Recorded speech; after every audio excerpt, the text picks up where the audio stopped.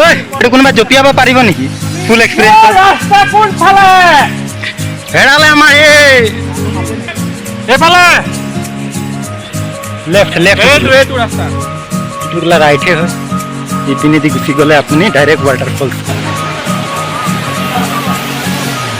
ভাগৰ লাগি গ'ল আমাৰ দোস্ত কি হ'ব এতিয়া থিয় এই ঠাণ্ডাটো উঠাই দে